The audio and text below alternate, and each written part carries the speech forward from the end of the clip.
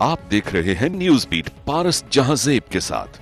महाजर सियासत में अल्ताफ हुसैन महदूद या लामहदूद, MQM की तकसीम हतमी या जुज़वी, मुस्तफा कमाल कबूल या नाकाबिल कबूल, ये हैं वो बीट्स जिन पे बात करेंगे आज पाक से जमीन पार्टी के सरबराह सैयद मुस्तफा कमाल से।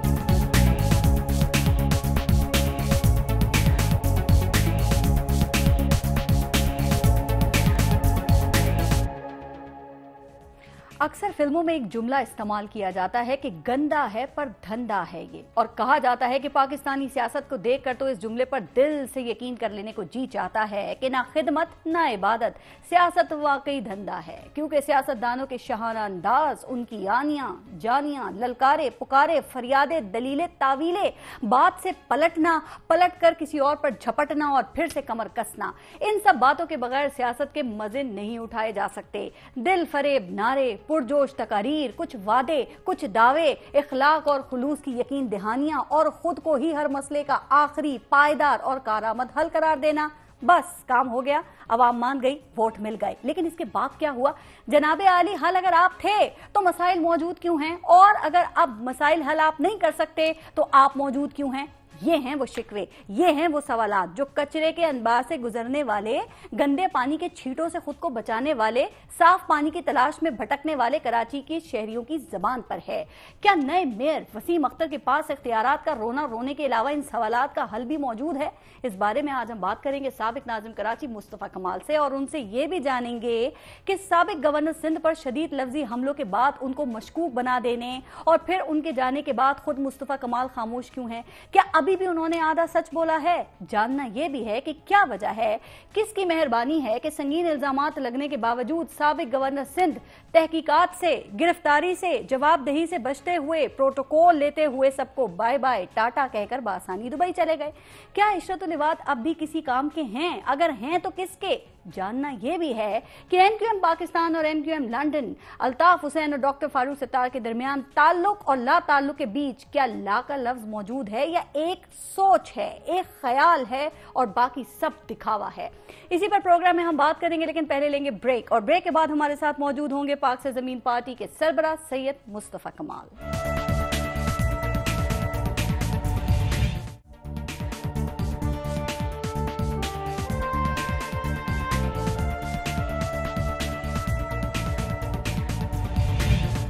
अस्सलाम वालेकुम सैयद मुस्तफा कमाल साहब, और बहुत शुक्रिया सर आपने टाइम दिया प्रोग्राम के लिए। जी वालेकुम सलाम, थैंक यू वेरी मच, आपने मुझे बुलाया। मुस्तफा कमाल साहब, सर ये इस वक्त कराची की सियासत में, स्पेशली महाजर सियासत में, उर्दू बोलने वालों के नाम पर जो सियासत हो रही है, आपके ख्याल में ये उसमें हो क्या रहा है? कौन किसके साथ खेल रहा है? लोगों के साथ खेल रहे हैं, उर्दू कम्युनिटी के साथ खेल रहे हैं, और उनको मजीद जो है वो धोखे पे धोखा देते हुए चले जा रहे हैं। लोगों को अपनी पर्क्स प्रिविलेजेस को बचाने के लिए अभी भी मुहाजिर कार्ड इस्तेमाल करना चाह रहे हैं लोग, और लोगों को शायद उन्होंने भेड़ बकरियां समझ रखा है कि एक बारी किसी और की, उसके बाद दूसरी बारी किसी और की। करना धरना इन्होंने कुछ नहीं है, 30 सालों में बड़ा गर्क कर दिया सारा। जो शहर तालीम याफ्ता था वहां पर अब डिग्रियां बिकती हैं 50,000 रुपए में। जो जहां पर लोग रोजगार के लिए इस शहर में आते थे, वहां से जो है वो अब लोग छठी मंजिल पे पेंशन ना मिलने पे बुजुर्ग जो है वो खुदकुशी कर रहे हैं। जहां पर लोग बच्चे अपना, किसी को कहीं खाना नहीं मिलता था, 2 वक्त की रोटी यहां मिलती थी, यहां पर जो है वो लोग खुदकुशियों की वजह से, बच्चों को भूख की वजह से बच्चे बेच रहे हैं। शहर कचरे का ढेर हो गया है। नंबर 1 शहर था पाकिस्तान का, तरक्की याफ्ता शहर था। यहां पर बिजली नहीं है, गैस नहीं है, रोड इंफ्रास्ट्रक्चर खराब है, पीने का साफ पानी नहीं है। 80% शहर में पीने का साफ पानी नहीं है, तबाह बर्बाद है सारा। ये बिल्कुल मुहाजिरों, वो कहते हैं ना कि मुहाजिर एक जस्ट लाइक उन्होंने इतना जख्म खुर्दा कर दिया है कि मुहाजिरों के जिस्म से अभी ये बोटियां नोच रहे हैं गिद्ध की तरह। अभी भी अपने MNA MPAs रहते हुए, अपनी पर्क्स एंड प्रिविलेजेस को एंजॉय करते हुए, अपनी चेयरमैनशिप, अपनी मेयरशिप, अपनी सेनेटरशिप के चक्कर में किसी भी तरीके से जो वो इस जख्म खोरदा मुहाजिरों की बोटियों को, के जिस्म को छोड़ने के लिए तैयार नहीं। सर ये असल खिलाड़ी कौन है? कर रहे हैं मुहाजिरों के नाम पर। सारा खेल आपने बता दिया, तो ये इस खेल का असल खिलाड़ी कौन है आपके ख्याल में? ये वही सारे लोग हैं जिनके लिए हम सारी बात कर रहे हैं। देखिए, अल्ताफ हुसैन साहब है, उनके हवारी थे, पहले सारे लोग इकट्ठे थे। उसके बाद 22 अगस्त के बाद एक नया ड्रामा हुआ कि जी अल्ताफ कायदे तहरीक जो है वो अल्ताफ हुसैन साहब हो गए, फिर वो बानी तहरीक हो गए, फिर उनका आइन से नाम निकाल दिया गया, फिर उनको जो है उनकी पार्टी पे जो है वो कब्जा कर लिया गया, उनके मैंडेट को छोड़ा नहीं गया। और भाई, जिस अल्ताफ हुसैन के लिए आप जो है वो आर्टिकल 6 जो है वो पेश कर रहे हो असेंबली में, उसी अल्ताफ हुसैन की दी हुई सीट को छोड़ने के लिए तैयार नहीं है, उसी अल्ताफ हुसैन की बनाई हुई पार्टी को जो है वो से अलग होने के लिए तैयार नहीं हो। तो ये सारी बातें बड़ी डाइकोटमी है। उसका मेन मकसद ये है, क्या लोग, मेरा सवाल है, क्या लोग इनके साथ फारूक भाई के साथ जो क्या इसलिए इस्तीफे नहीं दे रहे हैं एमएनए एमपी कि उन्होंने लोगों की खिदमत करनी है? सर, अगर लोगों की खिदमत करनी थी तो भाई 1.5 साल में तुम क्या कर लोगे? 1.5 साल में क्या कर लोगे? तुमने 28 सालों में क्या कर लिया भाई? तुम्हारा गवर्नर था 13-14 सालों में, 13 सालों के बाद उसको अल्ताफ हुसैन साहब ने अपने पार्टी से निकाला है। 13 साल, 14 साल हो रहा, 13 सालों में अल्ताफ हुसैन ने उसको इस बात पे निकाला, गवर्नर को अपने पास से अलग किया है कि अल्ताफ हुसैन साहब की सिस्टर के घर की बहन के घर पे रेड पड़ी थी, वहां पर जो है वो रेंजर्स गई थी, उस रेंजर्स के जाने पे गवर्नर ने कोई आवाज नहीं उठाई तो गवर्नर को फारिग कर दिया। 13 सालों में कितनी माएं बेवा हो गई, कितनी बहनें बेवा हो गई, कितने बच्चे लापता हो गए। एक तो ये बताइए कि जब इशरतुल इबाद, ये सिंध की सियासत में जब बड़ी तब्दीली आई तो सर आपकी जानिब से इशरतुल इबाद के जाने के बाद कोई बयान नहीं आया। दूसरी जो अभी आपने बात की तो कहा जा रहा है कि इशरतुल इबाद की गवर्नरशिप पे, जो उनकी गवर्नरशिप का मैंडेट था, उस पर पहला हमला तो अल्ताफ हुसैन ने किया कि उनसे रिजाइन मांगा था, दूसरा आपने किया। कहा जा रहा है कि वो बर्दाश्त नहीं कर सके। सर क्यों? ये बड़ी हैरत की बात नहीं है कि उनका हमला सह गए और आपका बर्दाश्त नहीं हुआ उनसे? कैरेक्टर की बात है ना, कैरेक्टर की बात है। हम वैसे भी बहुत सारे चीजें नहीं बोलते, लोगों के लिए नहीं बोलते।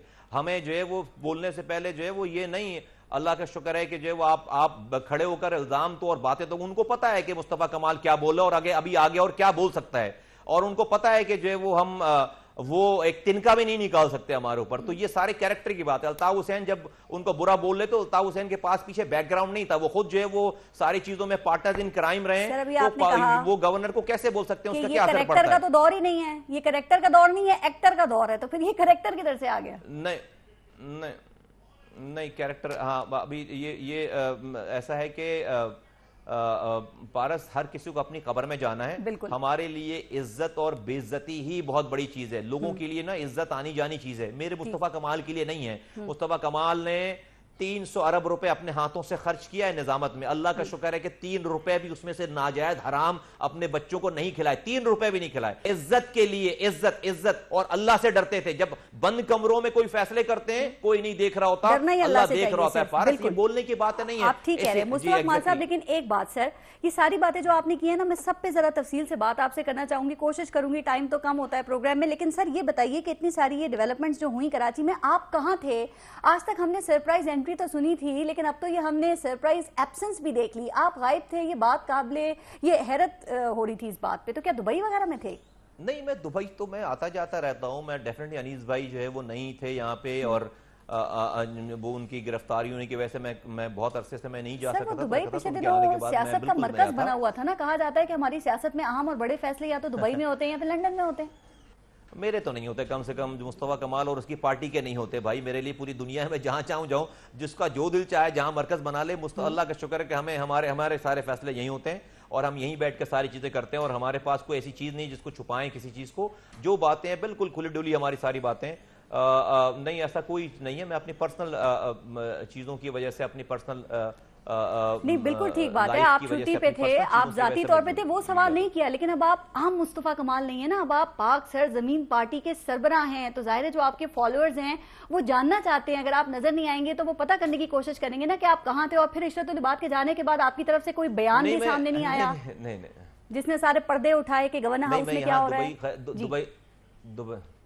दुबई चांद पे नहीं है, वहां से भी राब्ता था मेरा, ऐसी बात नहीं। मैं यहाँ होता भी तो जो है वो बयान नहीं आता। वो इसलिए बयान नहीं आता कि हमने कोई भंगड़ा नहीं डालना था ना, उसके बाद हमने कोई शादियाने नहीं बजाने थे। हम मैच्योर सियासत कर रहे हैं, हम सीरियस सियासत कर रहे हैं। हमने जो बात कहनी थी उस बात पे कायम है, कह दी हमने बात, सारी बात। और अब ये पाकिस्तान जाने, पाकिस्तान के लोग जाने, हमने उसके ऊपर शादियाने नहीं बजाने। हमारे लोग उस पर जवाब दे रहे थे। रजा भाई ने तमाम प्रोग्राम्स में शरीक हुए हैं वहां पे, और हमारे तमाम लोग शरीक हुए वहां पे। तो मैं अगर वहां भंगड़ा डालना तो खुशी खुशी की अलामत है ना, इससे तो खुशी का पता चलता है, तो डाल भी लिया जाए तो खुशी का इजहार किया जाए तो कोई गलत बात तो नहीं है। लेकिन सवालात इसलिए आपकी तरफ उठ रहे हैं कि सर आप कॉल आपके कि गवर्नर हाउस में क्या हो रहा था, आपने पर्दे उठाए, एक आदमी अपने ओहदे का गलत इस्तेमाल कर रहा था, क्या क्या फायदे लिए, तो सवालात तो पूछे जाएंगे ना। चूंकि उनके जाने के बाद बहुत से सवालात वो छोड़ गए हैं, अब उनके जवाब तलाश करना जरूरी है। मेरी मुस्तफ़ा कमाल की, मेरे पार्टी के लोगों की इशरत-उल-इबाद या जो अल्ताफ हुसैन साहब हैं उनसे हमारी कोई जाती लड़ाई नहीं है। जी। ये तमाम दोनों अफराद इस शहर की तरक्की, इस कम्युनिटी की तरक्की, इस मुल्क की तरक्की, इस सूबे की तरक्की की राह में सबसे बड़ी रुकावट थे और लास्ट मोमेंट तक थे, और अगर जो कुछ भी बच गया है वो हैं। जी। एक ने रॉ के हाथों अपने आप को बेचकर इस शहर की तबाही बर्बादी का सौदा कर लिया, आइंदा आने वाली नस्लों का भी सौदा कर लिया है। कोई स्कॉटलैंड यार्ड कुछ भी फैसला करती रहे, हमारे पास प्रूफ्स हैं, दुनिया के पास प्रूफ्स हैं। उनकी जो रीजन है वो और एक इंडिया से उनके, क्योंकि इंडिया पकड़ा गया था इसलिए उन्होंने उसको जो है वो छोड़ दिया है, वरना उनके पास इसीलिए छूटे हैं इसमें कि इसमें प्रूफ्स इतने ज्यादा थे कि कोई इसमें कंफ्यूजन थी नहीं, इसी वजह से उनको छोड़ दिया गया। नंबर 1 तो उससे कम से कम मुस्तफा कमाल का या उन लोगों का स्टांस चेंज नहीं होना चाहते थे कि डॉक्यूमेंट्स बोलते हैं। नंबर तो एक ने तो इस कौम को 20 सालों से रॉ के पैसे लेकर अपनी गिरवी रख दिया था, और तबाही रॉ इसलिए पैसे नहीं दे रही थी कि यहां पे स्कूल खोले, वो यहां पर अल्ताफ हुसैन दवाई दे, लोगों को जो है रोजगार रहे, यहां पर लाशें चाहिए थी। ठीक है, तो लाशें किसकी चाहिए थी? कराची वालों की, हैदराबाद वालों की। नंबर 1। नंबर 2 ये इस गवर्नर ने अपनी गवर्नरी को कायम रखने के लिए यहां के तमाम हुकूक और वसाइल और तमाम इसकी यहां के लोगों की मराद, तमाम लोगों की जिंदगी को उसने हमेशा हमेशा के लिए गिरवी रख दिया था, सेल कर दिया था कि मेरी गवर्नरी बरकरार रखो, बकिया मसाइल तुम तक, हुक्मरानों तुम तक पहुंचने दूंगा नहीं मैं। लोकल गवर्नमेंट में कितनी तब्दीली करनी है मैं करवा दूंगा, कितने इख्तियारात सिटी गवर्नमेंट के छीनने हैं मैं करवा दूंगा, बोर्ड ऑफिस में क्या करना है मैं करवा, कितनी जॉबें यहां के शहरियों को किसी को और को देनी है मैं दिलवा दूंगा। शहर में तुम जितनी भी लूट मार करो, इदारों को खराब कर दो, वाटर बोर्ड छीन लो, केबीसीए छीन लो, केडीए छीन लो, केएमसी छीन लो, यहां पर लोकल टैक्स का डिपार्टमेंट छीन लो, कुछ भी कर लो, तुम मेरी गवर्नरी बरकरार रखो, मैं तुम्हें परेशानी नहीं आने दूंगा। मैं हूं ना यहां पर चेक। उसने अपनी गवर्नरी बरकरार रखने के लिए यहां के लोगों का सौदा कर दिया। तो मुस्तफा कमाल ने इसलिए आवाज उठाई। देखिए मुस्तफा कमाल भी शर्त-उल-इबाद का जो रिश्वत-उल-इबाद है चाहता तो पार्टनर इन क्राइम बन जाता। मुस्तफा कमाल भी अल्ताफ हुसैन का सेनेटर था भाई, ब्लू व्हाइट बॉय था। अगर वो चाहता तो उसको प्रॉब्लम क्या थी? मुस्तफा कमाल के साथ ये सारी बातें जो आपने की, शर्त-उल-इबाद ने किया और बड़ी आसानी से प्रोटोकॉल के साथ मुस्तफा कमाल साहब वो यहां से चले गए हैं। लेकिन अभी आपने बात जो मनी लॉन्ड्रिंग की है सर, उस पर जरा एक बात बताइए कि ये हैरत की बात नहीं है कि यहाँ पे तो अल्ताफ हुसैन को माइनस करने की कोशिश की गई, जो बातें आप सुन रहे हैं, लेकिन लंदन में लग रहा है कि वो प्लस हो रहे हैं। मनी लॉन्ड्रिंग केस खत्म, इमरान फारूक कत्ल केस में भी कोई पेशरफ नहीं हो रही है। तो मुस्तफा कमाल साहब क्या इसका असर कराची पर, इसका असर या कोई फायदा कराची में नहीं हो सकता? हो सकता है ना कि कल को फारूक सत्तार साहब माफी मांग लें अल्ताफ हुसैन से, क्योंकि इनके यहाँ तो माफी तलाफी चलती रहती है एमक्यूएम में। वो फारूक सत्तार साहब तो खैर 4 दफा पहले भी मांग चुके हैं और उसमें कोई मसला नहीं है। और वो तो ये बिल्कुल ये कोई ऐसी बात नहीं है कि अनहोनी बात नहीं होगी अगर ऐसा हो तो।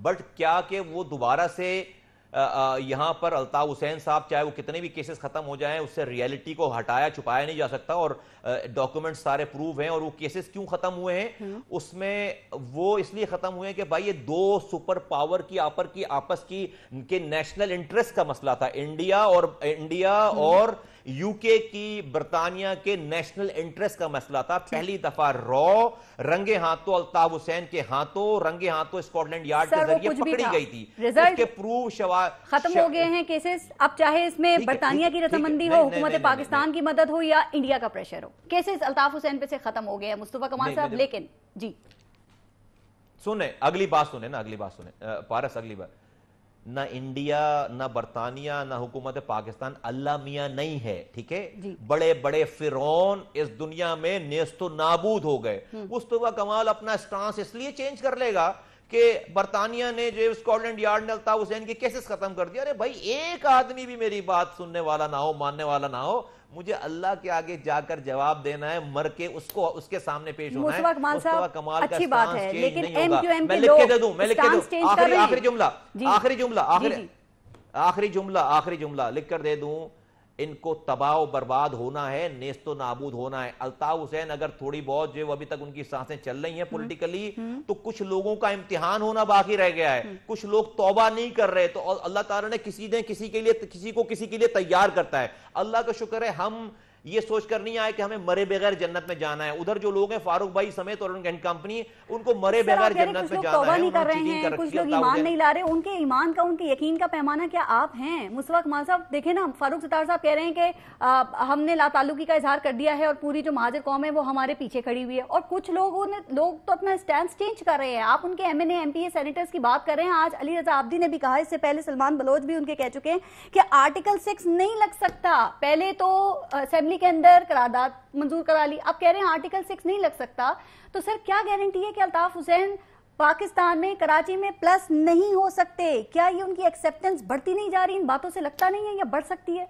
नहीं, देखिए, एक तो सबसे पहली बात ये मुझसे आप पूछ रही हैं, ये मेरा, आप ईमानदारी से बोले, ये मुझसे पूछने का सवाल बनता है? मुझसे तो नहीं बनता। कौन ये सवाल? तो जिन लोगों ने दावे किए तो उससे बनता है सवाल। आप स्टेक होल्डर ये वाला सवाल, ये अच्छा नहीं, स्टेक होल्डर होना और बात है भाई। ये तो आप उनको बिठा के पूछे भाई तुम झूठ बोलते थे पहले, तुम अभी झूठ बोल लो, पहले झूठ बोलते थे। भाई हमारी बात तो सही साबित हो रही है। हम तो पहले कह रहे हैं सारा ड्रामा है ये एक तरफ रहनी चाहिए। दूसरी बात है कि आप जो प्लस वाली बात कर रहे हैं, पारस प्लीज, इतना जो है वल्लाह मियां छुट्टी भी नहीं चला गया।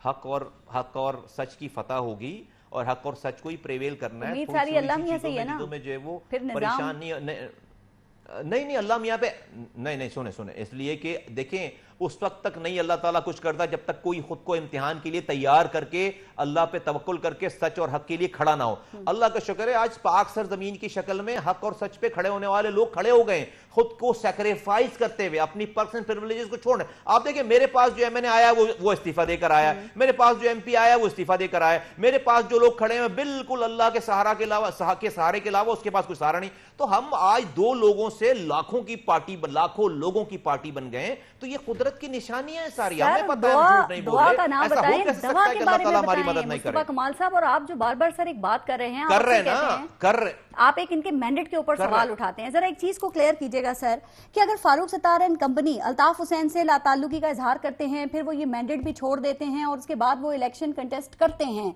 तो क्या आपको उनकी सदाकत पर यकीन आ जाएगा, या आपको यकीन दिलाने के लिए उन्हें अपनी पार्टी का नाम भी चेंज करना पड़ेगा कि उस पार्टी के नाम के आगे कहीं आगे पीछे MQM नहीं लगना चाहिए?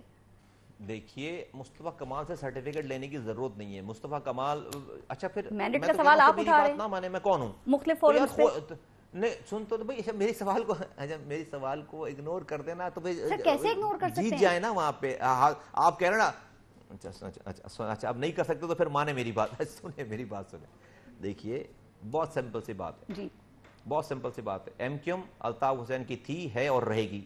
मैंडेट अल्ताफ का था, है और रहेगा, ये वाला जो इनके पास है।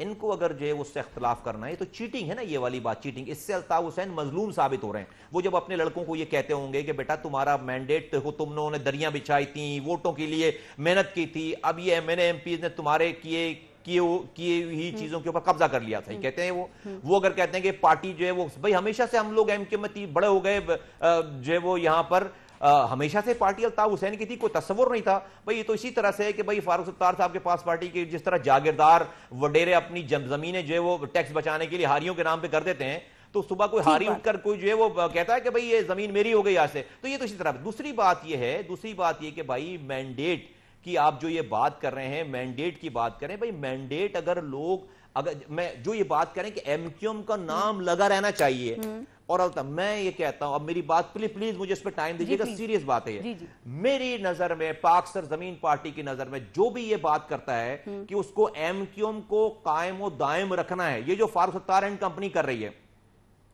उससे बड़ा मुहाजिरों का दुश्मन कोई और नहीं। अभी मैं सिर्फ मुहाजिरों को एड्रेस करके कहता हूं, क्यों कि जब MQM का नाम आएगा, जो लोग उसको जिंदा रखना चाहते हैं, जब MQM का नाम आएगा, अल्ताफ, ये अब फारूक सत्तार खुद कहते हैं कि उसके बानी अल्ताफ हुसैन है, तो अल्ताफ हुसैन साहब का नाम आएगा। मेरे और फारूक सत्तार के मरने के बाद ये चाहते हैं कि हमारी जो आइंदा नस्लें हों, 2 नस्लों 3 नस्लों के बाद, जब उनको मुहाजिरों की नस्लें सर उठाएं, उनको ये MQM के बानी की शक्ल दिखाई जाए, उसकी वीडियोस दिखाई जाएं और उनको जूते मारे जाएं। दूसरे लोग उनको जूते मार रहे होंगे, शर्मिंदा कर रहे होंगे, ये देखो तुम्हारा कायद है नशे की हालत में धुत, गाने गा रहा है, गालियां बक रहा है, जर्नलों को, जर्नलिस्टों को, लोगों को, माओ बहनों को गलत तरगीब दे रहा है, लोगों को 100 कत्ल करने की बात कर रहा है, इंसानों के भेजे निकालने की बात कर रहा है। ये सारी वीडियोस आइंदा आने वाली नस्लों को हॉन्ट करेंगी। मैं क्या कहता हूं, मैं कहता हूं कि यस, जब पूरी दुनिया अल्ताफ हुसैन के खिलाफ थी,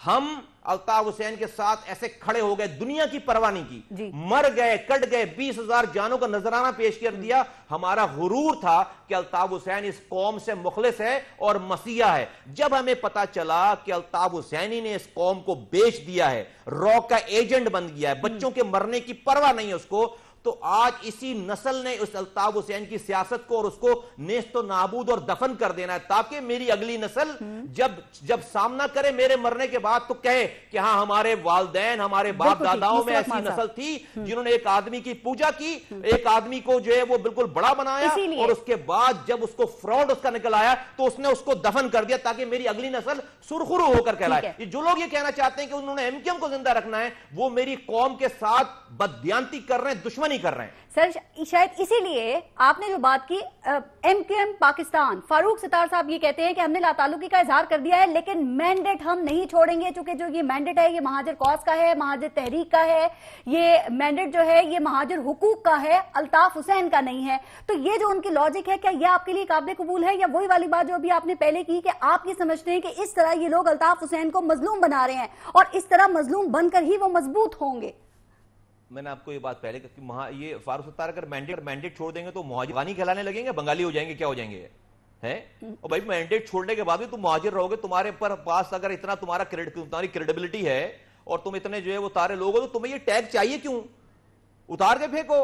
तुम अगर बहुत अच्छे लोग हो, जाओ लोगों को बोलो कि हम अच्छे लोग हैं, लोगों पर ट्रस्ट करो, जो तुम्हें जो क्लेम कर रहे हो उसको प्रूव कर दो कि लोग हमारे साथ हैं। अभी तो दैट मीन्स कि आपको खौफ है, तो आप दैट मीन्स के ब्लफ कर रहे हैं लोगों को। इसका मतलब है कि ब्लफ कर रहे हैं लोगों को कि लोग आपने होल एमक्यूएम का चढ़ा रखा है, होल अल्ताफ कमरे में बैठकर कुछ और बातें करते हैं, लड़कों से बाहर निकलकर कुछ और बातें करते हैं। कोई अल्ताफ हुसैन का सपोर्टर मिल जाए तो कहते हैं हम अल्ताफ हुसैन के लिए काम कर रहे हैं, बाद में उन्हीं को ये पार्टी दे देंगे। उनका मुखालिफ मिल जाए तो कहें हमने तो पहले निकाल दिया उसको पार्टी से। और ये ड्रामेबाजी नहीं चलेगी। और फिर आपने 1.5 सालों में क्या तीर मार लेना भाई?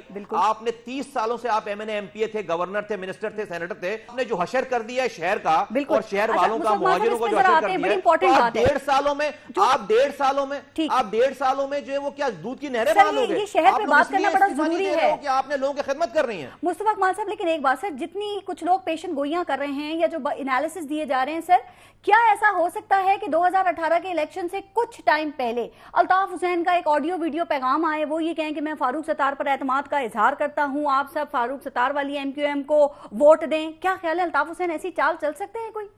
PS 127 में फिर क्यों हार गए? PS 127 वाज द इंडिकेटर ना। ये सब ये जो आप कह रही है एग्जैक्टली ये ड्रामा हो चुका ना PS 127 से पहले।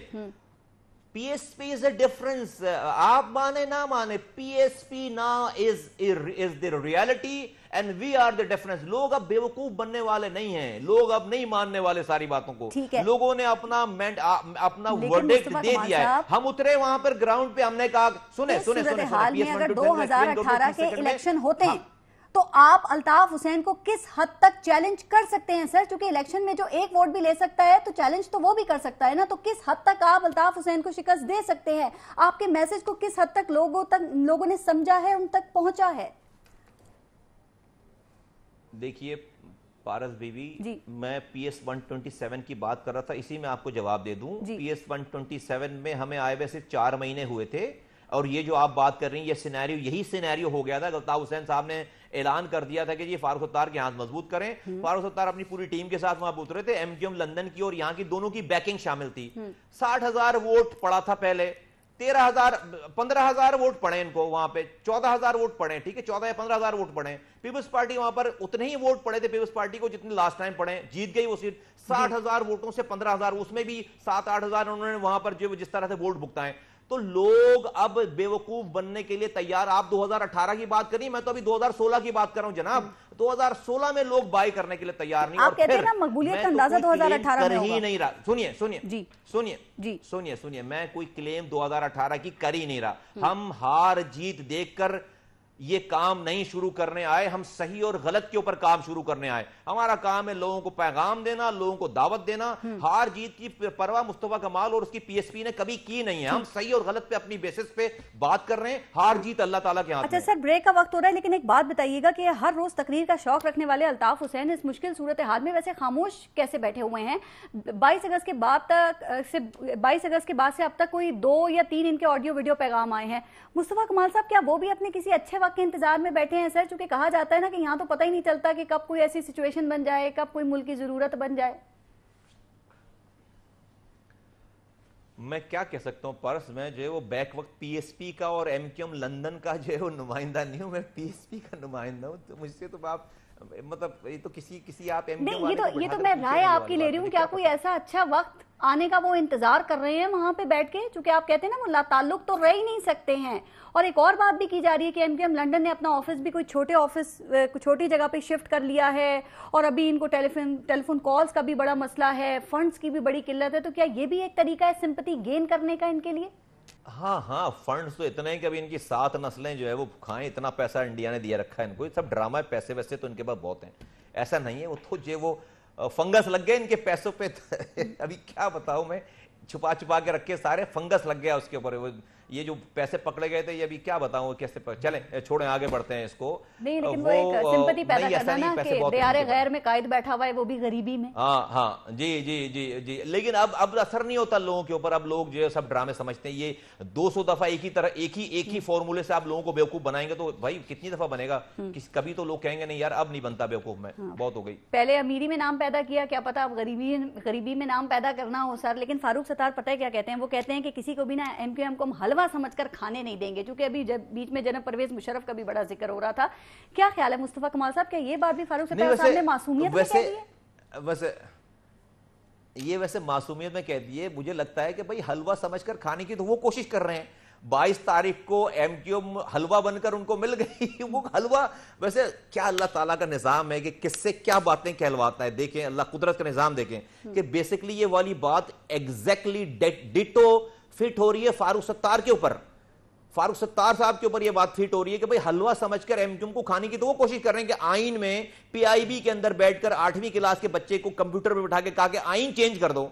अब उसने आइन चेंज करके उसको हलवा बनाकर पूरी एमक्यूएम खाने के चक्कर में, तो फारूक भाई हलवा समझ के तो इसको आप खाने की कोशिश कर रहे हैं। सर वो कह रहे हैं लोग, इसलिए वो लोग तनकीद कर रहे हैं जिनको इन हलवे में से हिस्सा नहीं मिल रहा है। अगर मिल जाए तो फिर ऐसी तनकीद ना की जाए। मैं कहता हूं कि थोड़ा सा कैटेगोरिक होकर वो इसको एक्सप्लेन करें तो फिर मैं इसका जवाब देता हूं, पर बहुत अच्छी तरीके से। अभी तो मैं बहुत ख्याल कर रहा हूं, लिहाज कर रहा हूं। हाँ, आप तो वैसे भी आजकल मतलब कुछ फारूक सत्तार साहब को तो आप बख्श देते हैं, कुछ बात नहीं करते। आप कहते हैं मासूम आदमी, आहिस्ता आहिस्ता वो ईमान ले आएंगे। तो कितना वक्त लगेगा वैसे? वल जो है वो भी देखते हैं, अल्लाह मालिक, देखते हैं। ब्रेक लेते हैं, देखते रहिएगा न्यूज़ बीट।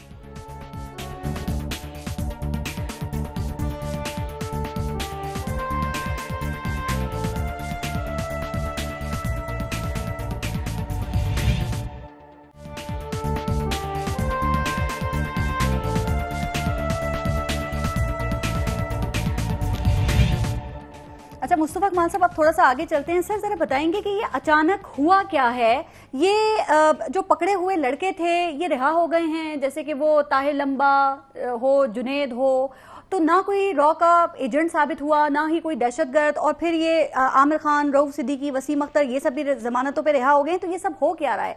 क्या कोई अचानक सॉफ्ट कॉर्नर आ गया है, या जो इल्जामात हैं वो गलत थे, जो साबित ही नहीं हो पा रहे?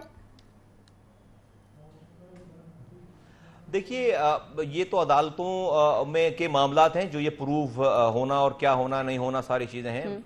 मैं इससे हटकर एक बात करता हूं कि मैं पहले दिन से ये कह रहा हूं कि देखिए, किसी को अल्ताफ हुसैन साहब की सारी चीज़ों पे देखकर और सारी चीज़ों के ऊपर आप पूरी कम्युनिटी को, वर्कर्स को उसके साथ जो है वो मिक्स ना कर दें, उसके साथ जेल ना कर दें। लोगों को एक मौका दें, लोग सुधरने के लिए तैयार हैं। ये लोग अपनी माँ के पेट से जो है वो गलत काम करने के लिए नहीं आए थे। इसी माशरे में कुछ किसी आदमी ने उनको इस तरह का बनाया है और आप ये सारी चीजें बलोचिस्तान पैकेज दे रहे हैं। आप अभी मैं पिछले दिनों देख रहा था वजीर आला वहां पर जर्नैल साहब बैठ खड़े थे, कोर कमांडर थे और लोग खड़े होकर बाकायदा उनसे जो है वो क्लैशनकोफ रॉकेट लॉन्चर, एंटी एयरक्राफ्ट गने उनसे ले रहे हैं और उनको गले लगा रहे हैं, उनको फूल दे रहे हैं और उनको चेक दे रहे हैं। तो ये सिलसिला जो है वो कराची के बच्चों के साथ, और मैं कहता हूं अफगाना वजीरिस्तान में भी कर रहे हैं। समझते हैं इस पैकेज की आप बात कर रहे हैं, क्या अभी भी इस पैकेज की जरूरत है? चूंकि वो हुकूमत जो शहर के लिए फंड्स रिलीज करने में लापरवाही शो करती है, क्या वो इस पैकेज के लिए कोई इंटरेस्ट शो करेगी मुस्तफा कमाल साहब? मेरा काम है बोलना, मेरा काम है जिद्दोजहद करना, मेरा काम है इस जहाद को करना। जहाद के मायने है कोशिश करने के, तो मेरा काम है इस जहाद को जारी रखना, कोशिश करते रहना। और हम फंड भी लेंगे इंशाअल्लाह ताला और ये पैकेज भी लेंगे। मेरा ईमान है कि हम लेंगे, कामयाबी हमारी होगी। ठीक है सर, एक जानिब तो ये सूरत हाल है और दूसरी जानिब ये आप देख रहे हैं कराची से जो धड़ाधड़ असला पकड़ा जा रहा है। वो जो साबिक गवर्नर थे सिंध के, उन्होंने कहा कि ये असला दहशतगर्दी के लिए नहीं बल्कि फौज से लड़ने के लिए। अब जरा दो बातें हैं यहाँ पे, एक तो ये कि फौज से लड़ने के लिए असला, क्या ये बात काबिल कबूल है? क्या जहन इस बात को तस्लीम करता है? और आपके ख्याल में इस वक्त कराची में कितना असला होगा? क्या आपने माजी में भी कहा कि सोर्सेस को बंद करें, वो बंद हो गई है सोर्सेस? एक तो सबसे पहले जिन्होंने कहा कि फौज से लड़ने के लिए असला है, साबिक गवर्नर, उसको ले तो आए जरा, दुबई में दूर नहीं है, वहां पर जो वहां से उसको ले आए, उसको बोलो भाई जरा बताओ, उसको सब कुछ पता था ना सारी बातों का। तो भाई अब ले आओ ना, अब ले आए। कभी कभी गलती हो जाती है, भूल चूक हो जाती है, मैं कहता हूं अब ले आए उसको वहां से ले आए। बहुत सारी चीजें उसको पता है वहां से, तो वो बता देंगे। मुस्तफा कमाल से पूछने की जरूरत ही नहीं पड़ेगी, उसको बुला लें, पूछ लें कि भाई असला किस फौज से लड़ने के लिए जमा था। उनको तो सब कुछ पता था सारी बातों का, तो उसको बुला लें, उससे उसको थोड़ा सा मेहमान रखें अपने पास और उससे वो बहुत सारी चीजें होंगी, वो तो उसको बुला लें। बिलाकर कराची को मुस्तफा कमाल साहब आजाद मेयर मिल गया है। 100 दिन का हंगामी प्लान उन्होंने दे दिया और वो कहते हैं कि टारगेटेड ऑपरेशन करने के बजाय ना टारगेटेड तरक्याती प्लान जो है वो शुरू कर दें। मुस्तफा कमाल साहब, कराची को सर आप बहुत बेहतर जानते हैं, ज्यादा बेहतर जानते हैं। ये दावों और वादों के बरक्स क्या इतने रिसोर्सेज मौजूद हैं कि 100 दिन में कराची को मिसाली शहर बनाया जा सकता है? ये कचरे के जो पहाड़ हैं इनको सर किया जा सकता है, गंदे पानी की निकासी की जा सकती है, साफ पानी फराम किया जा सकता है? फारूक सत्तार साहब जब इलेक्शन लड़ रहे थे उस वक्त दुबई में थे और वो एमक्यूएम का हिस्सा थे और पूरी एमक्यूएम और फारूक सत्तार साहब उस वक्त, आप लोग भूल जाते हैं भाई ये तो एमक्यूएम के प्लेटफॉर्म से सारे लोग, तो उस वक्त एमक्यूएम ही क्लेम कर रही थी। फारूक सत्तार साहब को हम के इंटरव्यू सुनते थे कि भले इख्तियारात हमारे पास नहीं हैं, उन लोगों को कह रहे थे कि कोई मसला नहीं है, हम प्राइवेट सेक्टर से फंडिंग लेकर आएंगे, लोगों से चंदा करेंगे, एक फंड बनाएंगे, एक इक्विटी फंड बनाएंगे, शहरियों का फंड बनाएंगे और हम लोगों की तरक्की को जो है रुकने नहीं देंगे, जंग करेंगे हम। तो मैं भी बैठ कर सोचता, मैं भी क्या गंद करेंगे, क्या करेंगे? जंग करेंगे, जंग तो कर रहे हैं, क्या करेंगे? जंग करेंगे, जंग वो फिर उन्होंने, हम ये सुनते थे तो मैंने कहा, मैं भी सोचता था यार हम भी इसी शहर में हमने निजामत चलाई है, ये प्राइवेट फंड करके कौन सा काम होता है, कैसे होगा सारा। वजह ये है कि वो इसलिए प्राइवेट फंड की और उस वक्त की बात करते थे लोगों से कि लोगों को सच तो बोल नहीं सकते थे कि भाई ये जो इख्तियारात नहीं है, ये इख्तियारात छीने कैसे? तुमने अपने हाथों से इख्तियारात प्रोविंशियल गवर्नमेंट को दे दिए हैं, तुमने अपनी मिनिस्ट्रीज चलाने के लिए, अल्ताफ हुसैन साहब को केसेस से बचाने के लिए, गवर्नर को अपनी गवर्नरी चलाने के लिए, इसी गवर्नर हाउस में बैठकर सिंध के लोगों के, डिस्ट्रिक्ट गवर्नमेंट के, कराची हैदराबाद के सारे डिपार्टमेंट्स एक एक करके तुमने दे दिए। तुम पार्टनर्स इन क्राइम रहे हो। तुम ये बोल कैसे सकते हो, तुम ये रोना कैसे रो सकते हो कि तुम्हारे पास इख्तियार नहीं है? तुमसे पूछा जाए 2008 से 2013 तक तुम हुकूमत में का हिस्सा रहे, 2013 से 2015 तक, 2013 में फिर चले गए, 2013 से 2015 तक फिर हुकूमत में चले गए, तो अभी तो सिर्फ एक साल 2016 है अभी। तो आप तो ये कह ही नहीं सकते कि इख्तियारात छीन लिए गए भाई। तुमने वाटर बोर्ड दे दिया, तुमने केबीसीए दे दिया, तुमने केडीए दे दिया, तुमने तो रोना बनता ही नहीं है। अब ये तो लोगों को ब्लफ करके, धोखा देकर तुमने जो है वो ये वोट ले लिया। कराची शहर की जो सूरत हाल है ना इस वक्त, इसकी सारी रिस्पॉन्सिबिलिटी वो कह रहे हैं कि पाकिस्तान पीपल्स पार्टी की है। वो कहते हैं नोच नोच कर खा लिया इन्होंने कराची शहर को। तो क्या ये सिर्फ रिस्पॉन्सिबिलिटी पीपल्स पार्टी की? अगर वो खा रहे थे तो ये भी तो उनके साथ शराकत इक़्तिदार में रहे हैं ना, हुकूमत में रहे हैं, तो इन्होंने खाने कैसे दिया उनको? भाई चौकीदारी इस शहर के लोगों ने शहर की निगहबानी और चौकीदारी का फर्ज किसके हाथों में दिया था? पीपल्स पार्टी के हाथों में दिया था, तुम्हारे हाथों में। तुम चौकीदार थे शहर के। तुमने चोरी होने कैसे दिया भाई? तुमने लुटने कैसे दिया शहर को? तुम चौकीदार, तुम चोरों के साथ मिल गए। तुम अभी बात करते हो, तुमने दिया सारा। यही तो हम कह रहे हैं। हम पहले दिन से आकर कह रहे हैं कि ये पीपल्स पार्टी को सूट करते हैं ये लोग, पीएमएलएन को सूट करते हैं ये लोग, इसलिए कि इनके साथ बैगेजेस इतने हैं क्रिमिनलिटी के कि ये लोगों के हुकूक के लिए क्या खड़े होंगे। इनके 2 गनमैन जो है वो वजीर आला हटाएगा इनके पास से, ये पैरों में पड़ जाएंगे वजीर आला के। तो इसलिए तो सूट करते हैं। तो लोगों को हम यही बता रहे हैं कि भाई तुम्हारा मसला इन लोगों से हल नहीं होने वाला। ये पार्टनर्स इन क्राइम है, ये पार्ट ऑफ द प्रॉब्लम, ये पार्ट ऑफ द सॉल्यूशन हो ही नहीं सकते। 30 सालों में इन्होंने कुछ भी नहीं किया, ये तो सिस्टम का हिस्सा रहे। बिल्कुल ठीक। सर आखिरी बात, आपने ये कहा कि हैरत ज़दा ना हो और मजीद हैरत अंगेज चीजें सामने आएंगी, तो सर वो कौन से सरप्राइजेस हैं जिनके आने की तवक्को रखी जा सकती है? अब कुछ तो बता दें, अब आप उसको अगले वक्त के लिए ना छोड़िए। कितना मासूमाना सवाल है सर। वैसे ही जैसे आप फारूक सत्तार को मासूम समझते हैं, तो फिर हैरत क्यों? तो फिर वो हैरत वाली बात नहीं रहेगी ना। तो हैरत को तो ऐसे मौके पे ही हैरत अंगेज बात होगी कि जब वो बिल्कुल अचंभे में हो और नई बात हो, तो उसका मजा फिर उस टाइम पे ही होगा। तो मैं आपसे सरप्राइजेस आएंगे, माजरत चाहूंगा, ये हम तवक्को रखें। बिल्कुल आएंगी, बिल्कुल प्लेजेंट सरप्राइजेस आएंगे इंशाल्लाह। जल्दी आ जाएंगे, जरा टाइम लग सकता है, डिपेंड करता है सारा। बहुत शुक्रिया मुस्तफा कमाल साहब, पाक से जमीन पार्टी के सरबराह सैयद मुस्तफा कमाल साहब प्रोग्राम में हमारे साथ मौजूद थे। अगर कराची का मैंडेट रखने का दावा करने वाले भी कराची के मसाइल पर सियासत करें तो कराची के लोग किससे उम्मीद रखें? सोचिएगा। अपना अपने मुल्क का ख्याल रखिए। पारस जहां से इजाजत दीजिए। अल्लाह ने के बाद।